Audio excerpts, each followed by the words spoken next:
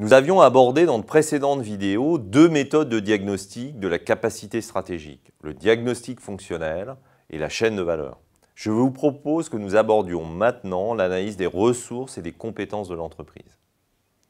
La capacité stratégique de l'entreprise repose sur les ressources dont elle dispose, les compétences qu'elle est capable de mobiliser et de l'équilibre entre ces ressources, ses compétences et les activités dans lesquelles elle va les déployer.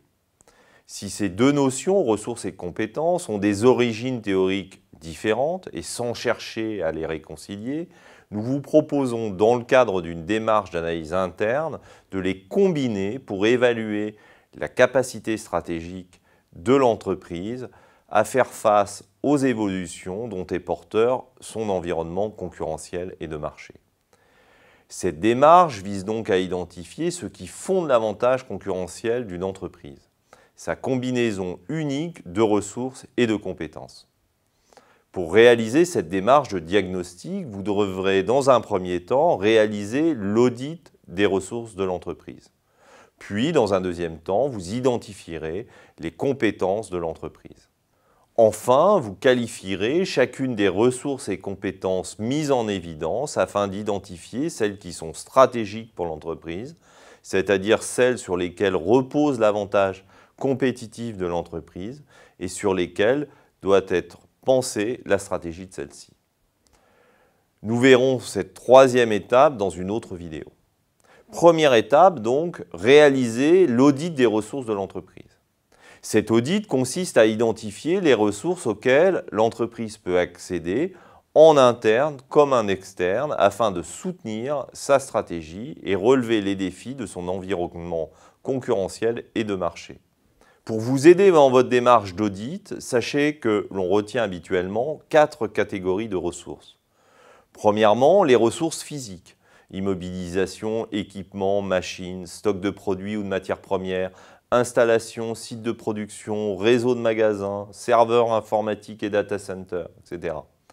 Ces ressources sont les plus facilement identifiables parce qu'elles apparaissent au bilan de l'entreprise. Deuxièmement, les ressources humaines, qui sont à la fois des ressources et des compétences individuelles et collectives. Nombre de salariés, niveau de qualification, expérience, expertise, etc. Troisièmement, les ressources financières de l'entreprise.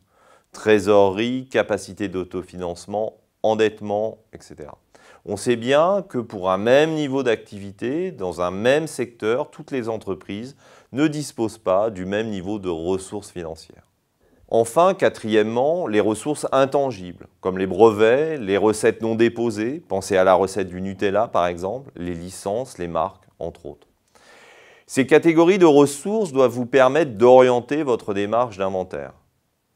Il s'agira ensuite pour vous de distinguer parmi les ressources inventoriées celles qui sont dites seuil, c'est-à-dire partagées par l'ensemble des concurrents, et celles qui sont uniques à l'entreprise, rares et donc difficiles à imiter, fondamentales car à la base de l'avantage concurrentiel détenu par l'entreprise et que l'on peut donc considérer comme stratégique. Deuxième étape, faites l'audit des compétences de l'entreprise. L'avantage concurrentiel détenu par l'entreprise ne s'explique pas seulement par sa dotation en ressources, mais également par la façon dont elle combine, mobilise et exploite ses ressources. En effet, une ressource organisationnelle n'est rien sans la compétence qui permet de la mobiliser et de l'exploiter.